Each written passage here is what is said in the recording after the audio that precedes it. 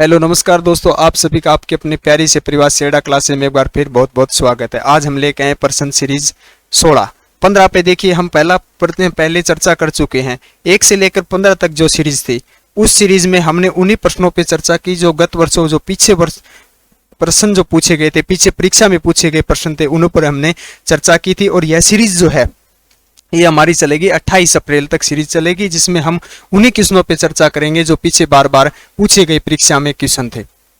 तो चलिए चलते हैं।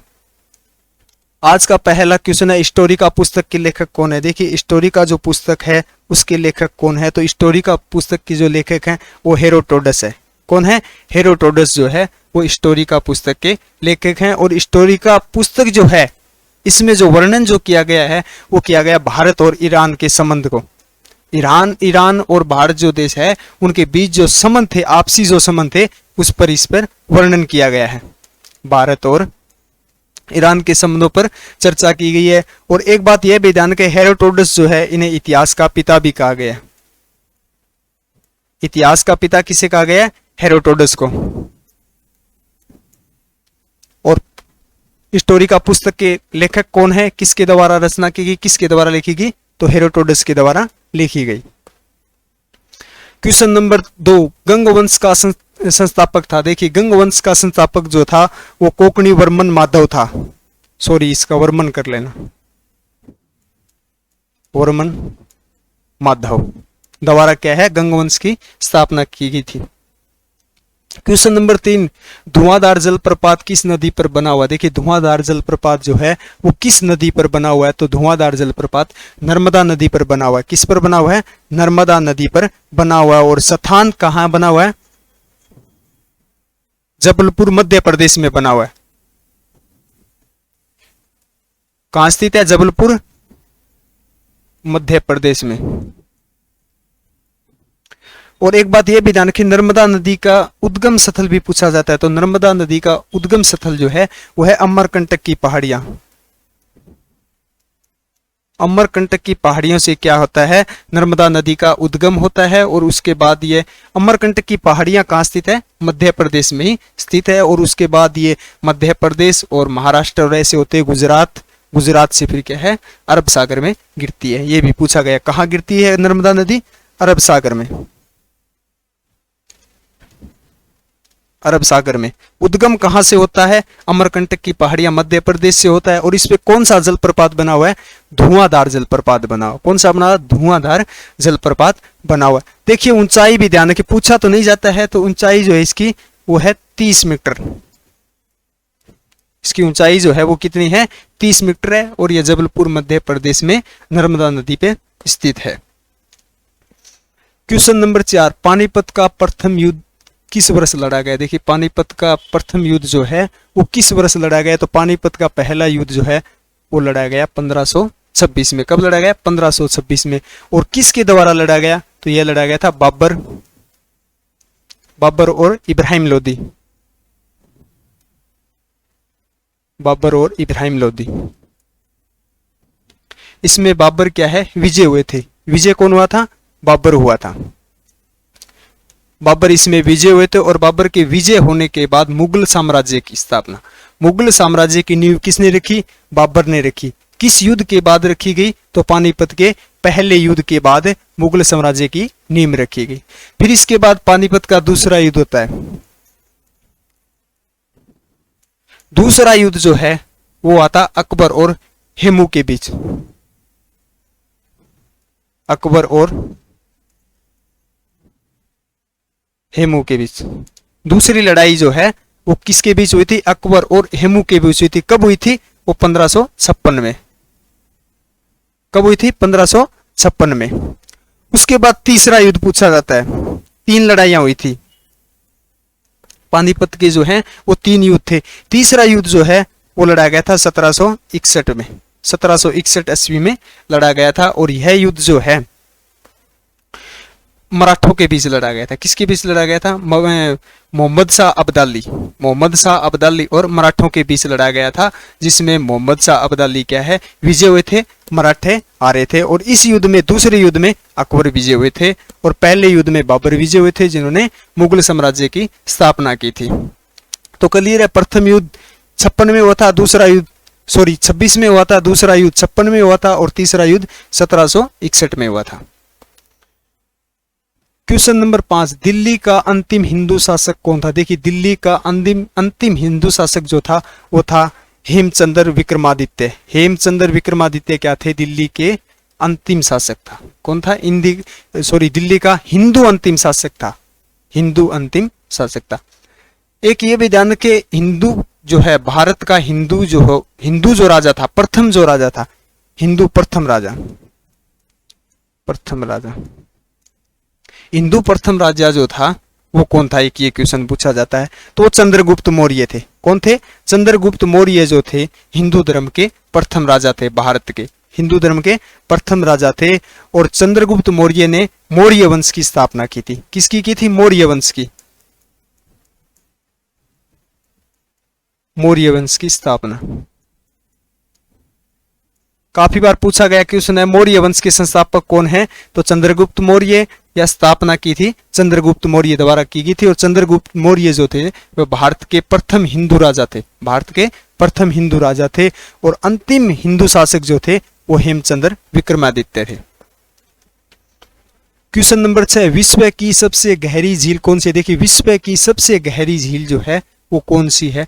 तो सबसे गहरी झील जो है वो बैकाल झील है। कौन सी है? बैकाल झील जो है वो विश्व की सबसे गहरी झील है, जिसकी औसत गहराई जो है वो 744.4 मीटर है। गहराई पूछी नहीं जाती लेकिन फिर भी ध्यान की कितनी गहराई है? 744.4 मीटर इसकी औसत गहराई है। और यह विश्व की सबसे गहरी झील है। और ये कहाँ स्थित है? तो ये अफ्रीका महाद्वीप में। कहाँ स्थित है? अफ्रीका महाद्वीप। अफ्रीका महाद्वीप में स्थित है। यह विश्व की सबसे गहरी और अफ्रीका महाद्वीप की दूसरी बड़ी झील है। कौन से? अफ्रीका महाद्वीप की दूसरी बड़ी झील और विश्व की सबसे गहरी झील है।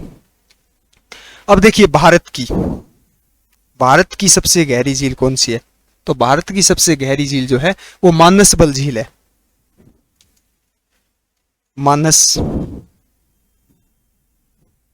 मानसबल झील कहां स्थित है? मानसबल झील वो है जम्मू कश्मीर में, जम्मू एंड कश्मीर में ये सबसे गहरी, भारत की सबसे गहरी झील है। और विश्व की बैकाल झील है जो अफ्रीका महाद्वीप में स्थित है और अफ्रीका महाद्वीप की यह दूसरी बड़ी झील है।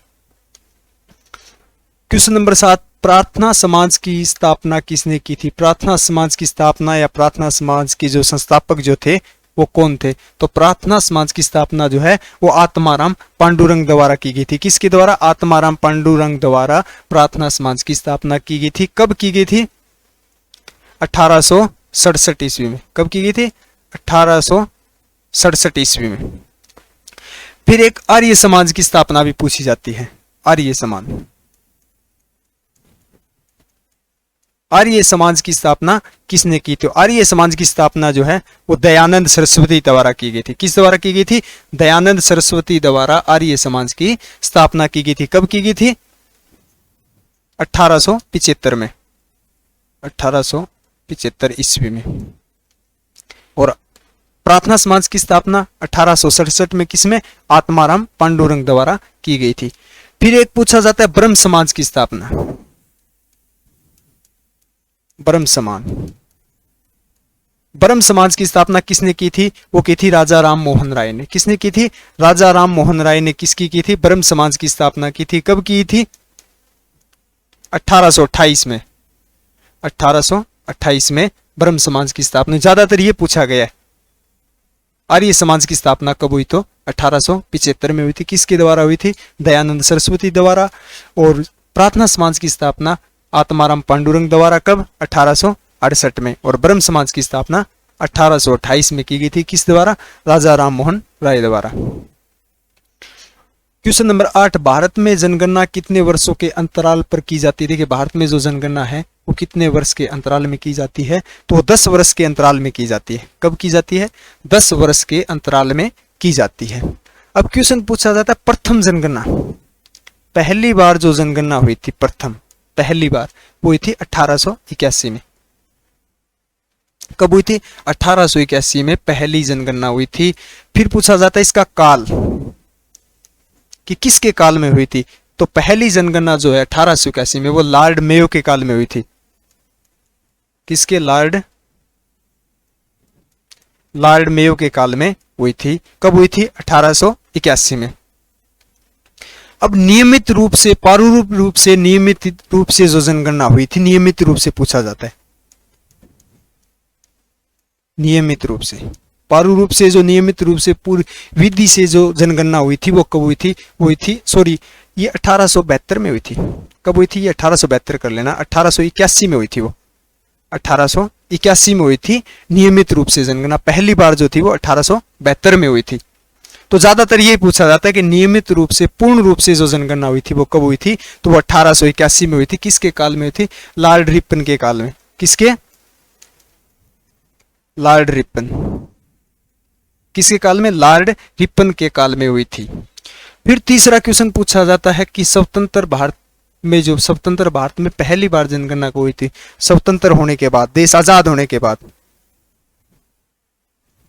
स्वतंत्र भारत की प्रथम जनगणना कब हुई थी? तो वो हुई थी 1951 में। कब हुई थी? 1951 में। और अब आप सबको पता है कि जो अंतिम जो जनगणना थी वो 2011 में हुई थी। कब हुई थी? 2011 में हुई थी। और 2011 के बाद जो है 2021 में जनगणना होनी थी। और 1951 के बाद, भारत आजाद के बाद, यह जनगणना जो है प्रत्येक 10 वर्ष के बाद नियमित रूप से चल रही थी। लेकिन जो 2021 की जो जनगणना है उसको स्थगित किया गया है कोविड के कारण। किसके कारण? कोविड के कारण। अब ये 2023 में होगी, 1 जुलाई 2023 से स्टार्ट होगी। अब तक, जब तक देश हमारा आजाद हुआ, जब तक क्या है, नियमित 1951 से लेकर अब तक नियमित चलती आ रही थी। लेकिन 2021 की जो जनगणना है इसको स्थगित किया गया 2023 में, या 1 जुलाई 2023 से शुरू होगी। क्वेश्चन नंबर 9, गोबी मरुस्थल किस देश में स्थित है? गोबी मरुस्थल जो है वो किस देश में स्थित है? तो वो है मंगोलिया, चीन में। कहाँ है? मंगोलिया, चीन में स्थित है। और गोबी मरुस्थल जो है ये एशिया का सबसे बड़ा, किसका? एशिया का, एशिया महाद्वीप का सबसे बड़ा जो मरुस्थल है वो कौन सा है? गोबी मरुस्थल है, जिसका विस्तार जो है वो चीन, मंगोलिया में मिलता है। कहाँ मिलता है? मंगोलिया, चीन में मिलता है। फिर बात करें विश्व का सबसे बड़ा, ये भी पूछा जाता है। विश्व का जो सबसे बड़ा है वो सहारा, सहारा मरुस्थल। कौन सा मरुस्थल? सहारा मरुस्थल जो है यह विश्व का सबसे बड़ा मरुस्थल है। ये कहाँ है? ये उत्तरी अफ्रीका में, उत्तरी अफ्रीका महाद्वीप में क्या है, इसका विस्तार है। अब बात करें भारत की। विश्व का हो गया सबसे बड़ा सहारा, एशिया महाद्वीप का सबसे बड़ा कौन सा है? गोबी मरुस्थल। और भारत का जो सबसे बड़ा मरुस्थल है वो है थार का मरुस्थल। किसका? थार का मरुस्थल है। और थार के मरुस्थल का जो विस्तार जो मिलता है वो मिलता है भारत और पाकिस्तान, भारत और पाकिस्तान में मिलता है। 70% से अधिक जो भाग है वो भारत में मिलता है, 30% जो भाग है वो कहाँ मिलता है? पाकिस्तान में मिलता है। तो मुख्यतः ये थार जो मरुस्थल है ये भारत का ही माना जाता है। किसका माना जाता है? भारत का ही माना जाता है। और भारत में ये कहाँ स्थित है? राजस्थान राज्य में। कहाँ स्थित है? राजस्थान राज्य में स्थित है। तो क्लियर है, विश्व का सबसे बड़ा सहारा मरुस्थल जो उत्तरी अफ्रीका में है, और एशिया का सबसे बड़ा जो है वो कौन सा है? गोबी मरुस्थल है, जो मंगोलिया, चीन में स्थित है। और भारत का सबसे बड़ा थार मरुस्थल जो राजस्थान में स्थित है। क्वेश्चन नंबर 10, भारत की राष्ट्रीय लिपि कौन सी है? देखिए, भारत की जो राष्ट्रीय जो लिपि है वो कौन सी लिपि है? तो भारत की राष्ट्रीय लिपि जो है वो देवनागरिक लिपि है। कौन सी है? देवनागरिक लिपि है। और देवनागरिक लिपि जो है वो किस भाषा की लिपि, ये भी पूछा। तो देवनागरिक जो लिपि है ये मराठी भाषा की भी है, नेपाली भाषा की भी है। मराठी, नेपाली, अधिक भाषाएं जो है इससे लिखी जाती है। किससे लिखी जाती है? देवनागरी जो लिपि है इससे मराठी भाषा भी लिखी जाती है, हिंदी भाषा भी लिखी जाती है। हाँ, लेकिन उर्दू और हिंदी नहीं लिखी जाती इससे। किसे? उर्दू और हिंदी नहीं लिखी जाती। फिर आती है गुरमुखी लिपि। कौन सी? गुरमुखी लिपि किस भाषा की लिपि है? तो गुरमुखी लिपि जो है वो पंजाबी भाषा की लिपि है। किसकी? पंजाबी भाषा की लिपि है। मुख्यतः ये पंजाबी भाषा की है। फिर आती है रोमन लिपि। रोमन लिपि जो है वो अंग्रेजी भाषा की है। किसकी? अंग्रेजी भाषा की लिपि है। देवनागरी जो भाषा है उसकी उत्पत्ति जो है ब्राह्मणी लिपि से हुई थी। किसे? ब्राह्मणी। ब्राह्मी जो लिपि है उससे क्या है, देवनागरी की क्या हुई थी, उत्पत्ति हुई थी। और ब्राह्मी जो लिपि है यह सबसे प्राचीन लिपि है। सबसे प्राचीन जो लिपि है वो कौन सी लिपि है? वो ब्राह्मणी लिपि है। और देवनागरी लिपि जो है इसे भाषा जो है संस्कृत, पंजाबी, संस्कृत, नेपाली, मराठी आदि भाषाएं लिखी जाती है, तो मुख्य नहीं माना जाता। बस यह ध्यान रखें, देवनागरी लिपि की जो उत्पत्ति है वो ब्राह्मी लिपि से हुई थी और ब्राह्मी लिपि जो है वो सबसे प्राचीन लिपि है। और ये भी क्लियर है, रोमन जो लिपि है वो अंग्रेजी भाषा की और गुरमुखी जो लिपि है ये पंजाबी भाषा की है। क्वेश्चन नंबर 11, सौरमंडल का सबसे ठंडा ग्रह। देखिए हमारे सौरमंडल का जो है, हमारे सौर परिवार का जो सबसे ठंडा ग्रह जो है वो कौन सा है? जो सबसे ठंडा ग्रह जो है वो वरुण ग्रह। कौन सा है? वरुण ग्रह, क्योंकि यह सूर्य के सबसे अधिक, सबसे दूर स्थित ग्रह, सूर्य से यह सबसे दूर स्थित ग्रह है, जिसके कारण यह सबसे ठंडा ग्रह। और सबसे नजदीक जो ग्रह है वो बुध ग्रह। हमारे सूर्य जो है उसके सबसे नजदीक जो ग्रह है कौन सा ग्रह है? बुध ग्रह। लेकिन यह सबसे गर्म नहीं है, यही कंफ्यूजन करता है। ये कॉमन सी बात है, अगर सबसे नजदीक ग्रह है तो क्या है? सबसे गर्म होगा, ऐसा नहीं है। दूसरे स्थान पे आता है शुक्र ग्रह। कौन सा आता है? दूसरे स्थान पे शुक्र ग्रह आता है जो सबसे अधिक गर्म है। कौन सा है? शुक्र ग्रह जो है सबसे गर्म ग्रह है, क्योंकि इस पे CO2 कार्बन डाइऑक्साइड की मात्रा जो है सबसे अधिक मात्रा है, जिसके कारण यह सबसे गर्म ग्रह है। और सबसे नजदीक ग्रह जो है वो कौन सा है? बुध ग्रह। और वरुण जो है यह सबसे ठंडा ग्रह है, यह सूर्य से सबसे दूर स्थित ग्रह है, दूर स्थित है। क्वेश्चन नंबर 12, विश्व की सर्वाधिक लंबी सीमा वाला देश। देखिए विश्व की सर्वाधिक जो लंबी सीमा लगती है वो किस देश की लगती है?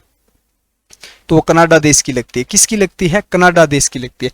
क्वेश्चन देखिए, विश्व की सर्वाधिक लंबी सीमा पूछी है। दूसरा क्वेश्चन यही पूछा जाता है कि सर्वाधिक देशों की सीमा वाला देश। देखिए ऐसा कौन सा देश है जिसकी सर्वाधिक देशों के साथ सीमा लगती है? तो वो देश है चीन। दो क्वेश्चन पूछे जाते हैं, सेम सी भाषा है। तो सर्वाधिक लंबी सीमा पूछे तो कनाडा देश की लगती है। अगर पूछे देशों की सीमा, सर्वाधिक देशों की सीमा लगने वाला देश जो है वो चीन है, जिसके साथ 13 देशों की सीमा लगती है। कितने? 13 देशों की सीमा लगती है। और अब बात करें भारत की, तो भारत की सर्वाधिक जो लंबी अंतर्राष्ट्रीय जो सीमा है, जो देश बनाता है वो कौन सा बनाता है? बांग्लादेश। बांग्लादेश किसके साथ लगती है? बांग्लादेश के साथ लगती है। कितनी लगती है?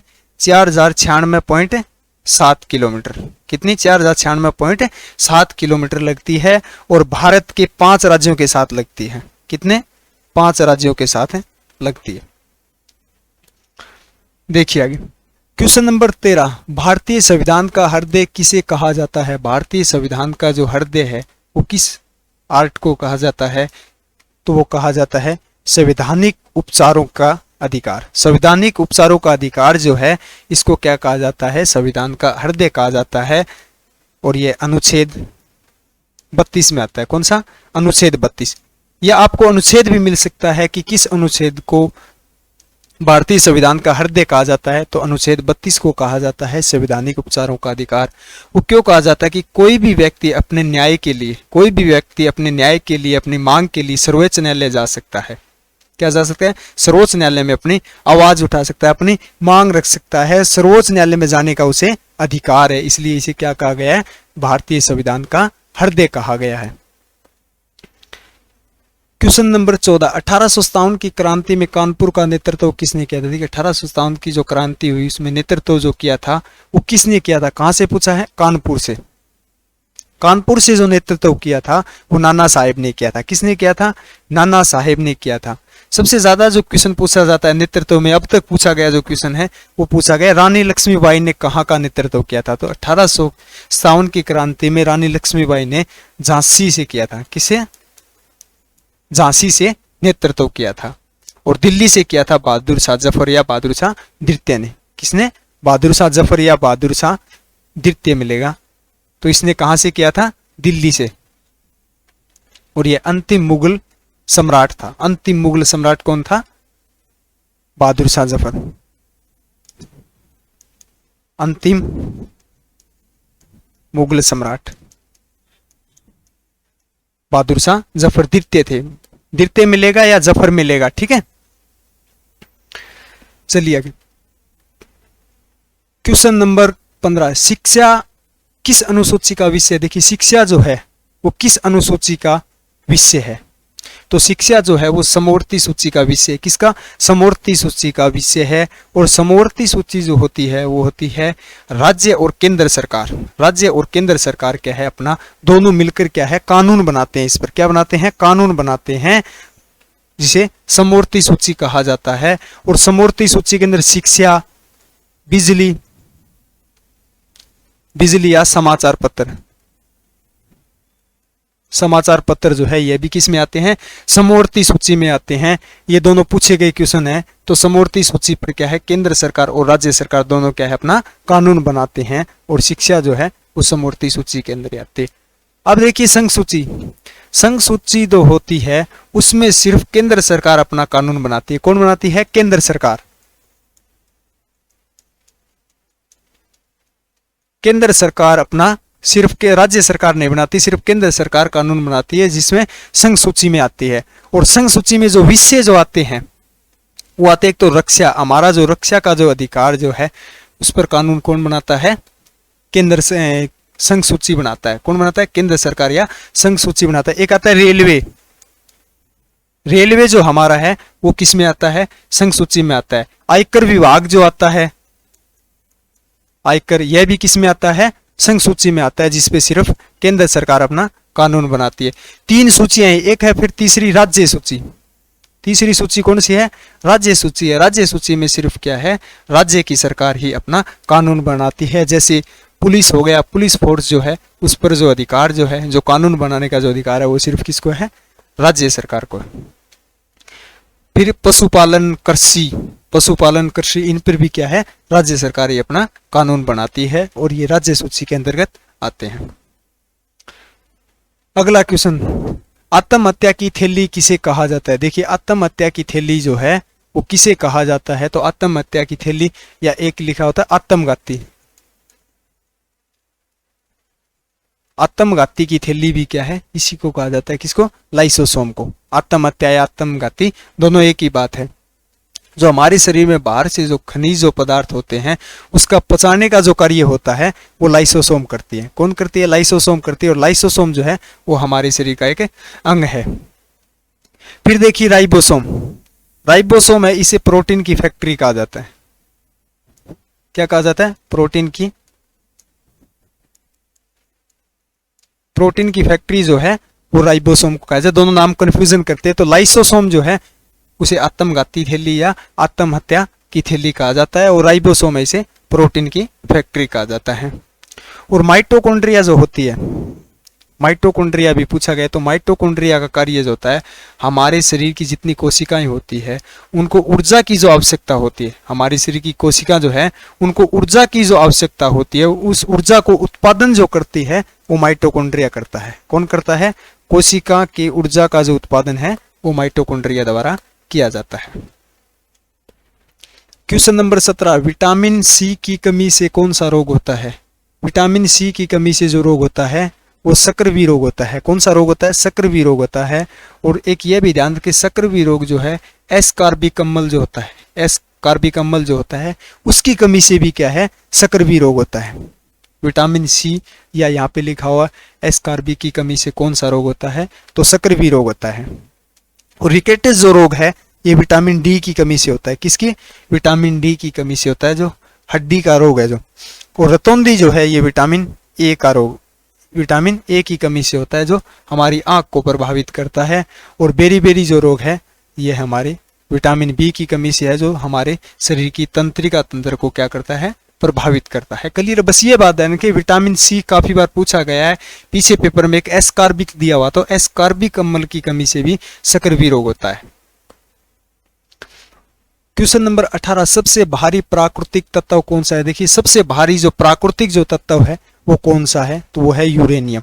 कौन सा तत्व है? यूरेनियम तत्व है। यूरेनियम का जो परमाणु संख्या जो होती है, यूरेनियम में जो परमाणु संख्या होती है वो कितनी होती है? 92 होती है, इसलिए सबसे भारी परमाणु तत्व है। सबसे हल्का प्राकृतिक तत्व, सबसे हल्का तत्व देखिए, एक होता है हाइड्रोजन, एक पूछा जाता हाइड्रोजन, एक हीलियम। हीलियम तो काफी, देखिए हाइड्रोजन जो है यह सबसे हल्का तत्व है। इसमें सिर्फ क्या होता है? एक प्रोटॉन होता है। क्या होता है? एक प्रोटॉन होता है, न्यूट्रॉन होता है वो क्या होता है? शून्य होता है। तो परमाणु जो क्रमांक होता है, परमाणु जो संख्या होती है वो हाइड्रोजन में कितनी होती है? एक होती है। ये सबसे हल्का है। हीलियम देखिए, हीलियम सबसे हल्का परमाणु तत्व नहीं है। हीलियम जो है वो दूसरा परमाणु तत्व, दूसरा सबसे कम, सबसे हल्का जो है। इसमें दो तो प्रोटॉन होते हैं, दो ही इलेक्ट्रॉन होते हैं और दो ही क्या होते हैं? न्यूट्रॉन होते हैं। और परमाणु संख्या जो है इसकी 2 होती है। क्या होती है? 2 होती है। अगर ऑप्शन में हाइड्रोजन नहीं हो तो हीलियम कर सकते हैं। अगर ऑप्शन में हाइड्रोजन नहीं हो तो हीलियम कर सकते हैं, वरना क्या है? हाइड्रोजन जो है सबसे हल्का परमाणु तत्व होता है, जिसमें सिर्फ एक प्रोटॉन पाया जाता है, न्यूट्रॉन क्या होता है? शून्य होता है।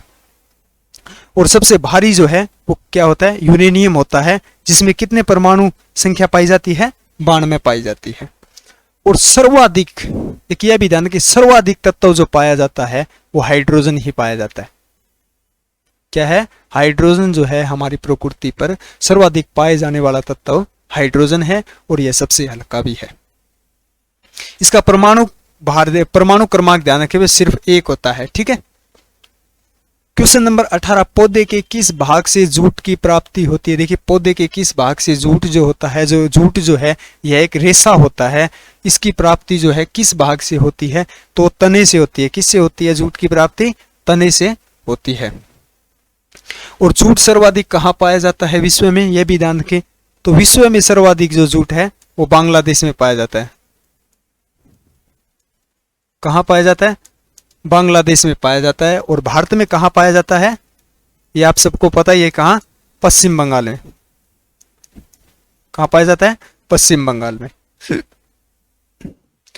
देखिए क्वेश्चन नंबर 20, मानव शरीर की सबसे लंबी कोशिकाएं। यहां पूछा गया मानव शरीर की सबसे लंबी कोशिकाएं। एक तो सबसे ज्यादा मोस्ट बात यह ध्यान रखें, यहां पूछा गया लंबी। दूसरी यह बात ध्यान रखें, यहां पूछा गया मानव शरीर की। किसकी पूछा गया? मानव शरीर की। तो मानव शरीर की सबसे लंबी कोशिकाएं होती है वो क्या होती है? तंत्रिका तंत्र। फिर दूसरा क्वेश्चन पूछा जाता है सबसे बड़ी कोशिकाएं कौन सी है? अगर लिखा हो मानव शरीर की सबसे बड़ी कोशिकाएं, तो मानव शरीर की सबसे बड़ी कोशिकाएं जो होती है वो अंड कोशिकाएं होती है। अगर क्वेश्चन लिखा हो सबसे बड़ी कोशिकाएं है, सिर्फ इतना ही लिखा हो सबसे बड़ी कोशिकाएं है, तो वो होती है शत्रु मुर्ग जो होता है उसके अंडे की जो कोशिकाएं होती है उसकी सबसे बड़ी होती है। और मानव की अगर पूछा जाए, आगे मानव लिखा हो, तो वो कौन सी है? अंड कोशिकाएं होती है। फिर यही क्वेश्चन मानव लिखा हो छोटी, सबसे छोटी, अगर लिखा हो मानव शरीर की सबसे छोटी कोशिकाएं होती है, तो मानव शरीर की सबसे छोटी कोशिकाएं कौन सी होती है? शुक्राणु। किसकी होती है? शुक्राणु। अगर क्वेश्चन में मानव नहीं लिखा होता, ये लिखा होता कि सबसे छोटी कोशिकाएं हैं, तो सबसे छोटी कोशिकाएं माइकोप्लाज्मा होती है। किसकी होती है? माइकोप्लाज्मा होती है। निमोनिया नामक एक जीव होता है उसकी कोशिका होती है। क्लियर है? अगर मानव पूछा जाए तो शुक्राणु होती है। क्या होती है? शुक्राणु होती है। क्लियर है? मानव शरीर की सबसे लंबी कोशिकाएं तंत्रिका तंत्र, सबसे छोटी शुक्राणु और सबसे बड़ी अंडाणु।